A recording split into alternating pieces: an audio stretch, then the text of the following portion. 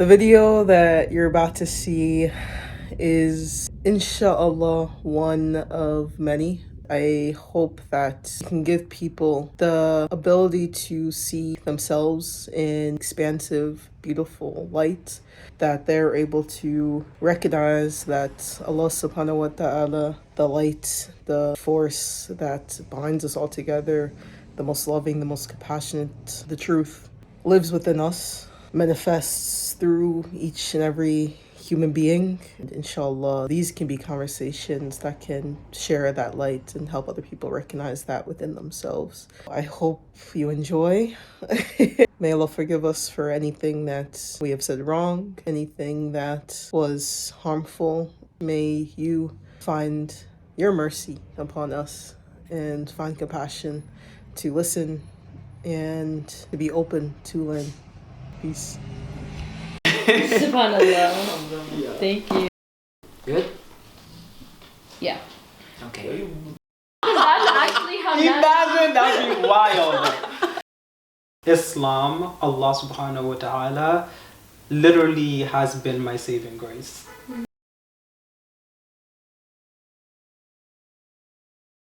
You know, you mentioned it earlier in our previous shoot where you were saying that something that connects you to Islam is this compassion, you know, this rahmah, you know, that this Quran was sent down as a rahmah to the alameen. This mercy and this compassion is not necessarily just the Quran getting sent down to these people, but their words of how to communicate with people. When a lot of Muslims, like when a lot of my ummah, talk about, you know, this idea of respecting one another, the boundaries of one another, to not talk about one another behind their backs, to have the best intentions. And unfortunately, in practice, that seems to not often, like it goes off the window. The thing that has always kept me grounded in my faith is really the idea that Allah never makes mistakes. And so why should I believe that my sexuality, my gender identity, me being an African person, whatever, all the intersectionalities that each of us hold, why should I believe there is some fault to that when the Creator himself has said that I was perfectly created? I find it interesting, where do we draw the lines between, you know, this idea that we are not perfect in the sense of mistakes, and what does a mistake constitute? We think of like perfection, there's this notion that it can only be this one thing, you know what I mean? And I think for me, like, that is very limiting. And when we talk about like gender identity, sexual orientation, gender expression, when we think about race, when we think about how people navigate the world, everything is so nuanced, you know what I mean? And I think that's what's so beautiful about life in general, is that we get to live in the nuances. When I think of perfection, I think of the nuance, I think of the depth, I think of all of that, and that's what I think of when I think of like our religion in general. Like, there's just so much depth to it. And I think interestingly enough to that conversation is when we talk about the differences, you know, in the Quran, it talks about we have created you from different tribes of people to get to know one another. I think that's a testament, right? Like, that's powerful. I think there's a lot of aspects of Islam that I relate to, and I feel like I come back to. But I think the biggest thing relating to this conversation that inshallah we'll have today is this idea of, you know, there is no compulsion in religion. And, you know, throughout history we've seen a lot of things that are forced upon people, and I feel like, how is it going to make a difference if you're going to just force me to believe in an ideal that I do not believe in, if our purpose here on earth to go to the higher power? It's your right to believe in what you believe, and that's how you connect to God. Not everyone's journey to Allah and with Allah is going to look the same. And so to confine everyone to this is what your relationships are supposed to look like in this world can be going against the will of Allah in people's individual lives, because Allah's will looks different for all three of us. Like, what I need to work on, what I need to grow in, is not necessarily what you both need to do. And so you imposing on me what you think would be good for my growth is really stifling me. And I think that's like a lot of the tension, like when we talk specifically about queerness and anything that's non-heteronormative, of this idea of like, this is what the world should look like, this is what relationships should look like, this is what families should look like, when that doesn't have to be true. We can be more creative than that. Islam, Allah subhanahu wa ta'ala, literally has been my saving grace. You know, as a person who's like, you know, attempted suicide multiple times, who's had suicide ideation because I live in a very limited society that, you know, oftentimes have not been able to recognize the beauty that I possess that has been given to me by Allah subhanahu wa ta'ala. For me, literally Allah subhanahu wa ta'ala has been my saving grace. So what does queerness mean to y'all? I think. Because even when you said what doesn't it mean? I don't like using gay or bisexual or heterosexual or all of those things because they connotate this cultural thing in the West. You know, this, you know, just sleep with another man or sleep with another woman, which, hey, like, I don't know, I'm not there to judge. For me, it's having multiple attractions at one time, and then also this idea of not conforming to social norms. I don't conform anymore because if I'm not going against my deen, then what does it matter what other people think? But it's still hard. So that's what it means to me. I think ultimately it's about being different. It's about not conforming to ideas of what I should look like as a woman, not conforming to ideas of who I should love, allowing my heart to be open to loving whoever it is that Allah has put in front of me. I don't see that being confined to a person with a penis, which is, I think, the roots of the things that we're talking about. Like, you know, Muslims don't like to talk about sex, but I feel like they talk a lot about sex without talking about it. Because I think the root of, you know, being, you know, saying you can't act upon queerness or all these things is because the person that you're with has the same genitalia as you, presumably. You know, you don't really know. You know, people, There's a lot of people are intersex intersex. Yeah, there's millions of people on this earth who are intersex who did not fall scientifically or biologically in the, you know, ways that we understand gender or sex. For me, it's contextual, because I would say in this time period I'm queer, right? But I also realize that labels themselves are very limiting and put me in a certain box. And I think when I tell someone I'm queer, or if someone comes across this video and you know, sees the title, I think they're going to assume certain things about what it means to be queer. Like you said, of you know, loose sex or being really promiscuous or all these things that are associated with kind of like the quote-unquote like gay scene of the West or whatever. But for me personally, it's about me being able to be romantic, to be intimate, to be loving with whoever is around me, no matter what's in their pants. It's the ability to question the ways that society is run in terms of capitalism, in terms of patriarchy, just all the things that are oppressive about our society, being actively against those things and embracing the ways that I show up and how I dress. At the root, it's about being different and about embracing, I think, ultimately love and loving other people for the souls that they are. What I want my life journey to be is getting closer to people's souls and uncovering that in my own life. Does that make sense? No, it does make sense. Yeah. You know, I've had a very interesting relationship with the term queer. I used to like identify as queer, and then I stopped identifying as queer and I just identified as gay. And recently I've reclaimed the word because for such a long time I was looking at, because even like the term like it's different, but different in what sense? Just because I wasn't, you know, just because of my beauty wasn't limited to this understanding of what I needed to be, didn't make me different. It just made me me. So for me, queer is just expansion. That's what the word for me means, because it's just not limited to sexual orientation, gender identity, you know, gender expression. It's not limited to only those two things. It's how I view the world. When I say expansion or when I say queer, it's inviting you know, people to be able to you know, just be themselves. Okay, I think something you all were saying that I wrote down is that queerness is a more loving way to relate to each other. Yes. And I think it goes back to like what Alok is talking about. It's the power of love. Like, people fear love. People are unable to love each other. That is what is at stake here.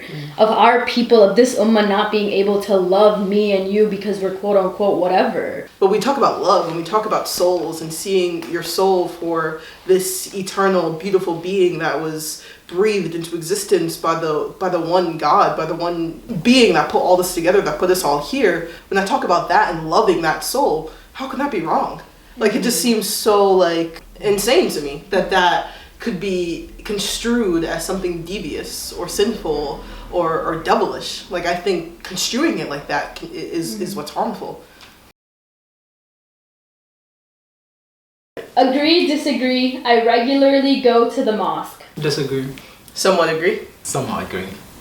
My experience with going to the mosque, I've received the most ridicule, I've received the most pain, the most trauma, because they refused to see the beauty that I possessed, because they focused only on my sexual orientation and my gender identity. And so for me, I refused to put myself in situations where my well-being is in jeopardy. And unfortunately, it shouldn't be like that, because the mosque symbolizes Allah's home, right? And so we shouldn't be experiencing that, but unfortunately that is the reality for a lot of LGBTQ plus people, as well as other people who are not conforming to what has been deemed to be Islamic.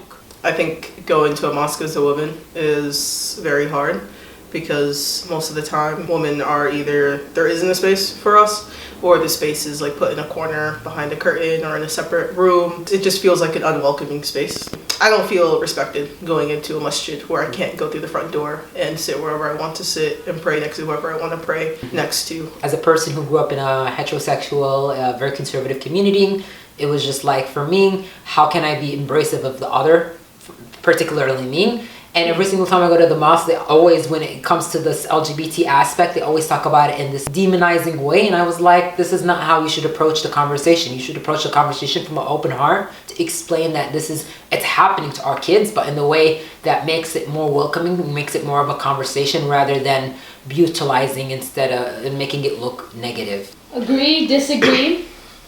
I can openly question aspects about Islam in Muslim majority spaces. Somewhat agree. Somewhat agree. Somewhat agree.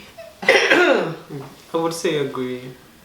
For me, I can't question a lot of things, in particular this topic of queerness, LGBT rights and everything, because we live in a very traditional spaces that align to one perspective, and this is it. This is done deal. You cannot talk about it. I mean, for goodness sake, we don't talk about heterosexual sex education. Imagine talking about something outside of that realm. So in my experience, it's very hard to talk about it with a person who actually wants to be open-minded with you.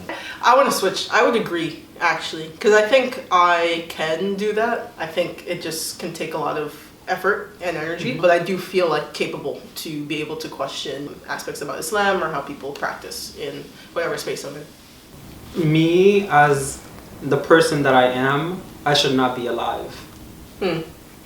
According to what has been deemed to be like how you're supposed to live your life, and the consequences that come with when you don't adhere to that, I should not be alive right now. I've sacrificed so much to be here. I'm not in contact with the family and community that I was born into. I have not been to a mosque in over almost 4 years now. People can immediately clock me, you know what I mean, whatever that means. So I rarely ever feel safe. But at the end of the day, I go back to my spirit. In any type of scenario, how does my spirit feel? And if my spirit is not sound, I have to question whatever that is. And it's not just in context with like the Muslim community, it's just anywhere in general. Agree or disagree? I have read the story of Prophet Lut. Agree. Strongly agree. Strongly agree as well. When interpreting it in the way that the community and family that I was born into interpreted it, it used to be my biggest fear in the whole entire world. Every time it was brought up, literally I felt this cold feeling just engulfing me. But thankfully, alhamdulillah, by the grace of Allah, I've been able to read it and go beyond the surface level. And it's now one of the most comforting stories for me. So very full circle moment. MashaAllah. There's a lot that can be taken away from it, and the most frustrating thing is it being solely put in this box of it's only about condemning people who have sex with the same sex, when there are classical scholars, contemporary scholars who talk about different interpretations of it. It has been a story that helps me refine my ability to defend myself and who I am and my community. The story of Lut has a context, has a story, has a particular interest in mind. And people that go through it and they look at it from this idea of actual having sex that is, I guess, conceptualized between men and men, or the idea of negativity, but when in fact it was more of like rape and incest and whatnot. These people were murderers. They killed people in their communities of Lut, and they wanted to bring shame to the Prophet and his household, and so that's why they did it. And Anyways, the story is pretty obvious to me, but... Agree or disagree, you can be queer but cannot act upon it. I disagree. Agree. Disagree. I find it intriguing because I grew up in a very conservative family and household and whatnot, and I lived in that context for a long time of my life, and so it shapes how I feel, not denying the other perspective as well, but I find it interesting when they talk about it in the sense of giving it up for God's mercy or whatnot. That's the idea that I find intriguing, because you can act upon it, quote unquote, it's pleasuring and everything, but in the same way, if you are feeling like you giving it up for God's grace, I think then that's another perspective to make out of it. But I can't really say yes or no, to be honest, because I don't know much, or my conscience hasn't really developed that much. I would disagree with that, because I don't think it's inherently wrong to act upon feelings of same-sex attraction in the same way where you can give it up for the grace of Allah. I think embracing it can also be for the grace of Allah. And I recognize the privilege that comes with that statement. You know what I mean? Because I'm from a country where being an LGBTQ plus person is punishable by death. You get stoned to death, literally. So I recognize the privilege that comes with that. And so because I have this privilege, I refuse to believe that there's anything wrong with me loving another man. I see that as beautiful, and I see that as a gift from Allah subhanahu wa ta'ala. And because I have the privilege to accept that gift and live my life in accordance to that gift, I'm going to take it and use that as a way to advocate for myself, and also advocate for people who unfortunately don't have the privilege to say, I can live my life as an LGBTQ plus person and not fear that my life is going to end because of it. So, yeah. Okay, last agree or disagree question. I am a liberal Muslim. I disagree. Strongly disagree. And definitely for me, I disagree with that. Yeah, we've been talking about labels throughout this whole conversation. I don't consider myself a Sunni Muslim or a Sufi Muslim or anything like that. I don't consider myself liberal, conservative. There's definitely value in all of those things, but there's also division that has been caused, and that has impacted me throughout my life and has impacted a lot of different people. So at the end of the day, I'm just a Muslim, I am a human being, and that is constantly evolving, and that's the beauty. When I describe myself as a Muslim because it's an identity that I chose for myself through the grace and guidance of Allah. And I call myself queer because I think it is a political statement, and I say it with the hope that one day I won't have to identify as that. I don't want to identify as queer because I think it is just another label. In terms of liberal, conservative, none of that. I think it's a false dichotomy. When we say conservative or liberal, it's for the traditionalists, the traditional Muslim, or the traditionalists in general throughout the different religions. It's this debate of saying, if you are open-minded, if you are feeling like this compassion to speak about the differences, to interact and embrace others, maybe not necessarily affirm what they believe in, but respect them, then you are a liberal. And by default, that's how liberalism is. For Islam, I don't think Islam came as a liberal or conservative ideal. It was more of how to be better, how to be just in this world, how do we create justice. So for me, I don't consider myself a liberal. Everything that I go by is what the teaching of the Prophet, how he for example, treated the community, how he treated women, how he treated peasants, how he treated slaves, how he treated people within the different religions. Those are the if that's liberalism, then so be it. I'm a liberal. Then that